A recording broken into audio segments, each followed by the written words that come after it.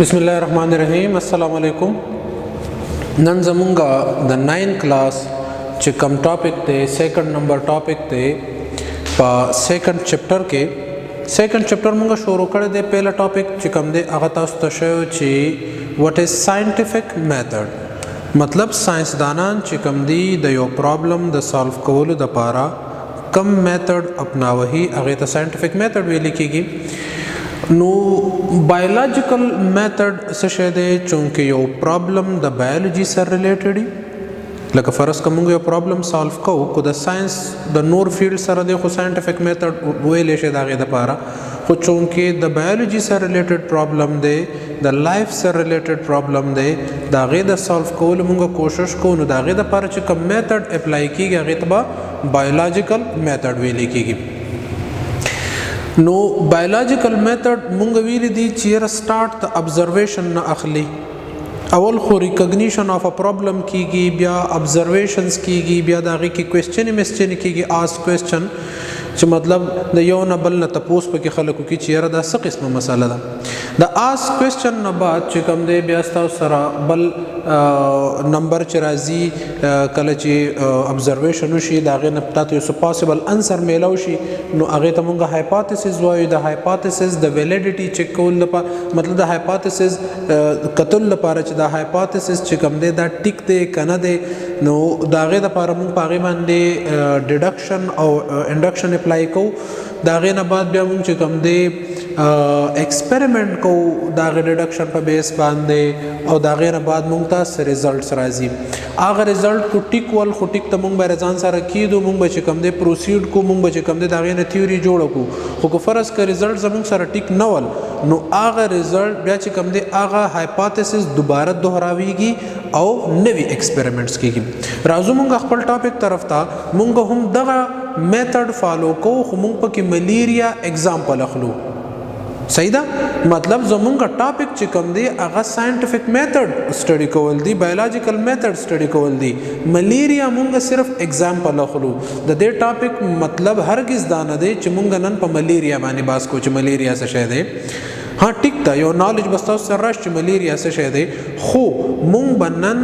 द जहन की कहद है च जमुंगा टॉपिक दे बायोलॉजिकल मेथड स्टडी कोवल च बायोलॉजिस्ट द मलेरिया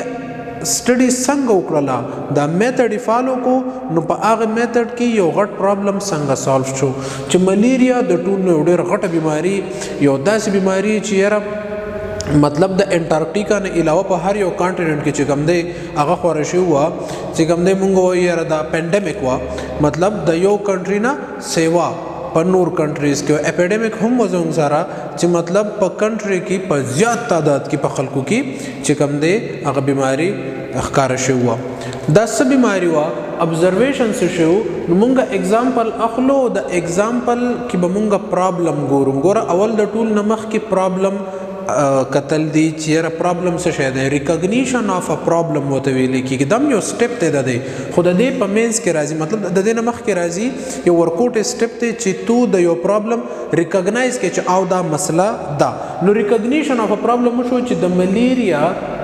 कास दे द मलेरिया द सद वजन कीगी याद उसाता है पदगे टाइम के 2000 साल मख के दनन्ना खल्को त पता न वा च दे नुम मलेरिया दे खो चूँकि मुंग त नन मलेरिया वायु दत बेवरुस्ता के खुदा ले शो खो यो प्रॉब्लम सो च ऑब्जर्वेशन शो द आगे प्रॉब्लम पर बेस बांधे च प खल्को बांधे बा यखनी रात लड़े रस जाता दागे सरबत तब कलर वाइज जड़ के दो औ बल च कम दे मतलब डेथ बम दागे न के दो बल खबर अदा ची द प आगे खल्को की डेर ज्यादा कॉमन हुआ च कम खलक प दासी दलदल प एरिया के पाती के दल चलते कि खटी डेरी ज़्यादा हुए उबड़ डेरी ज़्यादा हुए नो आग खल्को की दा बीमारी डेर ज़्यादा हुआ बल्दा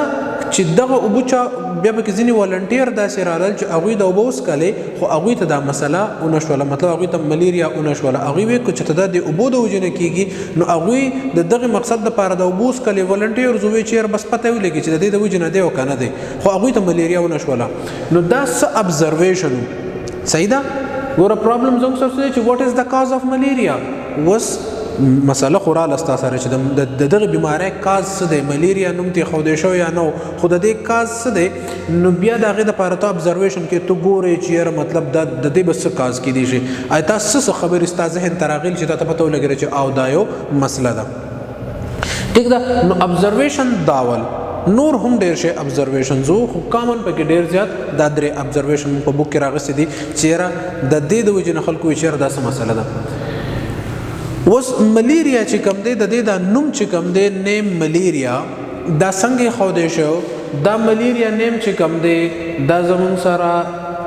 د دوه ټکو نه جوړ دی مالا بیډ او ایریا مین ایر مطلب بیډ ایر ګنده هوا نو دا نوم داسې ښودی شو لکه خلکو وایي چې یار د دغه خټو د وجې نه نه کېږي د سکرو د وجې نه نو د دغه نه چې کوم دا سمیل راځي نو کېدی شي دا د هغې د وجې نه کېږي کم هوا ترې راځي نو د بیډ ایر د وجې نه چې کوم دی پوه شوله د بیډ ایر د وجې نه چې کوم دی زموږ سره کوم بیماري کاز کېدله نو ځکه ورته ملیریا وویل حالانکې دا د بیډ ایر د وجې نه ونه خو د هغوی یو کانسپټ و هغوی وایي چې کېدی شي د دې د وجې نه بس نوم ته کېښودلی شو اوس نوم یې ښودی شوی دی نو مونږ نشو چینج کولی چې یاره مونږ به خامخا چینج کوو صحیح ده بیا دا خو د نوم خبره شوله بله خبره ده چې دا ابزرویشن چې کومو نو دې ساینسدانانو لسو هیلپ ورنکو چې دا پرابلم سالو شي په هغه ټایم کې دومره زیات علم د خلکو سره و هم نه خو بهرحال دا چې کوم زموږ سره دې چاله اډو څه هیلپ ورنکو ډېره موده چې کوم دی دا مثلا دغه شان چلېده او خلکو یې بس بیډ ایر دی په 1878 کې لیوران یو فرنچ فزیشن و د چې کوم دی په دغه 1800 کې چې کوم دی بیا خلکو دغه پیژندلي مایکرو ارګانیزم پیژندلي مایکروسکوپ راغلی خلکو ته پته و چې مایکرو ارګانیزم د خلکو د بیماری کاز کوي نو د چې کوم دی دا یو فرنچ فزیشن و د چې کوم دی یو بلډ ایگزامین کو د یو پیشنټ د یو پیشنټ د یو بیمار بلډ ایگزامینیشن کو او په هغې کې د یو ناشنا غونته سټرکچر ولیدو یو ناشنا غونته څیز ولیدو چې هغې ته بیا وروسته نوم ورکړی شو 15 کاله بعد د د ډسکوري نه 15 کاله بعد ورته نوم ورکړی شو پلازموډیم په هغه ټایم کې دې ته پلازموډیم نه ویلی کېدو نو ده دا ولیدو صحیح ده نو the observation did not help solving a problem 200 years later 2000 years later sorry 1878 کې لیوران کوم چې فرنچ فزیشن و studied ancient observation زاړه observation چې کوم دی د هغې د سټډي وکړله او هغه سټډي د څه وکړله چې he observed blood of a malarial patient and noticed microbe in the blood the name plasmodium was given 5 years after Leveran's study name given by Leveran اوس د لیوران دی له نوم په خپله څه ورکړی دو له نوم ورکړی اسکلیریا ملیریای اسکلیریا ملیریای دا ول د نوم ورکړی بهرحال وروسته چې کوم دی بیا د دې نه 15 کاله بعد چې کوم دی د دې نوم پلازموډیم کېښودلی شو لیوران ورن نوبل پرایز لیوران ته په دې ډسکوري باندې نوبل پرایز میلو شو دا دوی چې کوم ابزرویشن کړو په دې ورته نوبل پرایز میلو شو بهرحال نیکسټ سټیپ څنګه سره دی هایپوتھیسس هایپوتھیسس څه شی دی دا یو پاسبل انسر دی ستا ابزرویشن ته ګوره ته چې ابزرویشن وکړې ستا په ذهن کې کوېسچن پیدا شي نو د هغې کوېسچن تا ته په خپل ذهن کې جواب هم میلو شي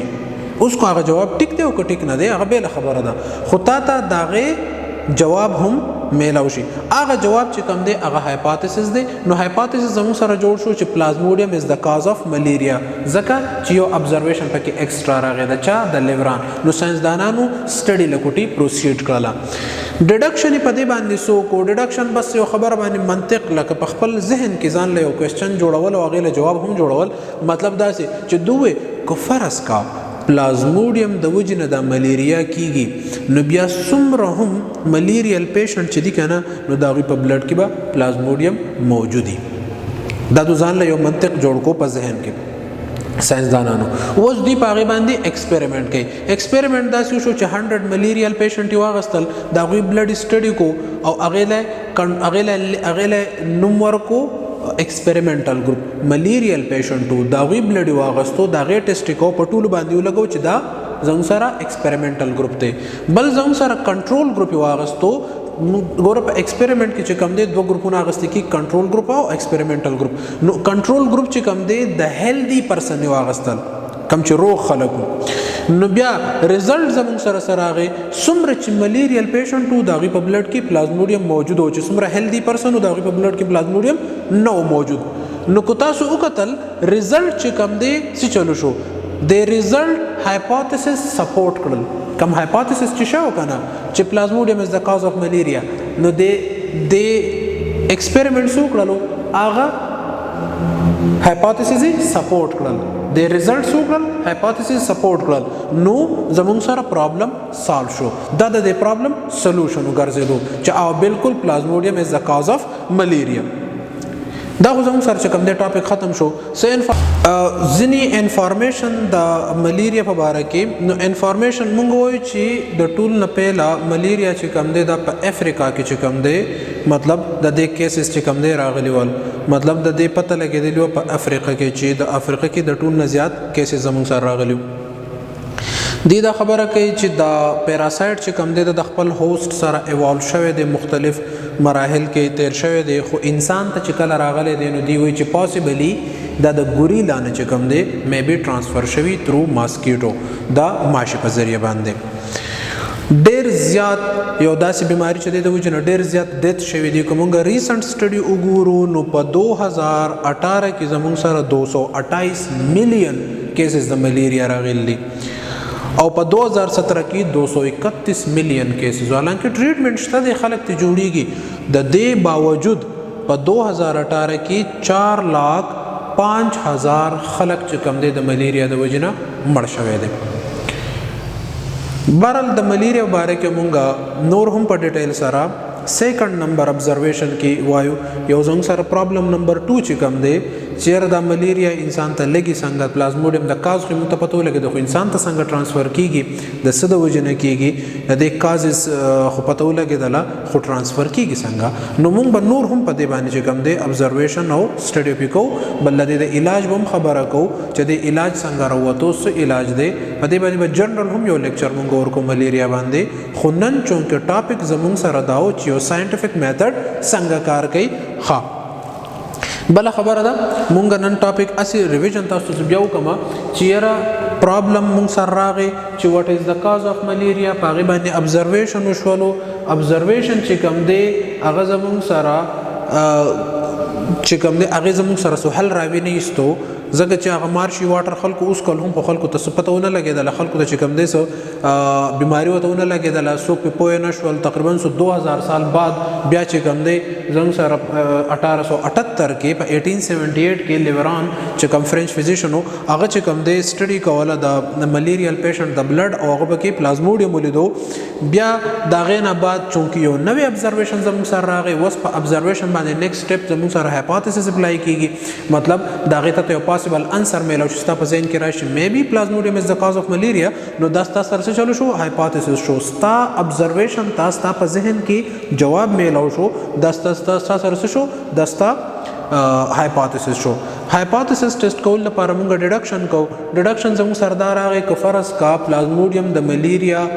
کازي، مطلب ملیریا چې کوم دی د پلازموډیم د وجې نه کیږي، نو بیا څومره هم مریضان چې دی او د هغوی ته ملیریا ده، نو د هغوی په بلډ کې به پلازموډیم لازمي موجود وي. چونکې زموږ سره یو سټیټمنټ راغی، د هغې د پروف کولو لپاره موږ ایکسپریمنټ کوو. نو ایکسپریمنټ کې موږ یو کنټرول ګروپ واغستو. کنټرول ګروپ زموږ سره هغه کسانو چې 100 کسانو خو ملیریا ورته نه وه، موږ د هغوی نه بلډ واغستو. بل زموږ سره ایکسپریمنټل ګروپ و چې په هغې کې موږ هغه پیشنټ واغستل چې کوم ته ملیریا وه، د هغوی بلډ موږ واغستو. ایگزامینیشن نه بعد چونکې ایکسپریمنټ کمپلیټ شو، ملیریل پیشنټ چې څومره و د هغوی په بلډ کې پلازموډیم موجود و او د هیلدي پرسن په هغې کې نه موجود. چونکې ریزلټ زموږ سره کم راغی، هغې هایپوتیسس سپورټ کړل، نو بس زموږ سره دا کنکلوژن شو، دا زموږ سره پرابلم سالو شو، دا سلوشن و د پرابلم. بس زموږ چې کوم په ذهن کې جواب راغلی چې یاره پلازموډیم از د کاز اف ملیریا، هغه بالکل ټیک وګرځېدو، هغه خبره بالکل ټیک وه. بهرحال انفارمیشن تاسو ته ما یو ځل وویل. اساینمنټ مونږه چې هر یو ټاپک په اینډ کې مونږ اساینمنټ ورکو. نن تاسو اساینمنټ لکشن ته ډیفرنٹ وي، ټیک ته میمورایز کول دا خو تاسو ډیلی کوئ، میمورایز کولو سره سره په دې کې 10 MCQs د سره جوړ کړئ، او یو بل سیز چې تاسو پریکټیکلی دا کار وکړئ. نو زه تاسو له یو پرابلم در کوم یو پرابلم دی چې لکه ما خپل ابزرویشن په هغې باندې لکه فرض که کړي دي یو ډېر سمپل غونته څیز دی ځکه تاسو له زه در کوم چې دا جمعې په ورځ باندې سکول ته خلک وختي را رسي ګاډی زر را رسي ګاډی لږ ټایم اخلي ساده الفاظو کې تاسو دا وګورئ چې د جمعې په ورځ ګاډی لږ ټایم اخلي سکول ته په را رسېدو کې خو دا په منډې باندې د پیر په ورځ باندې ګاډی ډېر ټایم اخلي ایز کمپیر ټو فرایډے یو پرابلم دی یو ساده سمپل غونته څیز دی تاسو په دې باندې د یو ساینټیسټ په شانتي سوچ وکئ دا ټول میتھډ په دې باندې اپلای کړئ د دې لکه څنګه ابزرویشن شو بیا چې کوم دی هایپوتھیسس د دې به تاسو څه پاسبل هایپوتھیسس راوباسئ ستاسو په ذهن کې څه جواب راځي ټیک ده نو تاسو د هغې هایپوتھیسس راوباسئ ایکسپریمنټلی خو چونکې په دې ورځ کې نشي کېدی خو بهرحال تاسو د دې هایپوتھیسس راوباسئ دوه هایپوتھیسس تاسو ولیکئ دا به تاسو ماته په اسایمنټ کې جمع کوئ ټاپک زموږ ختم شو تھینک یو الله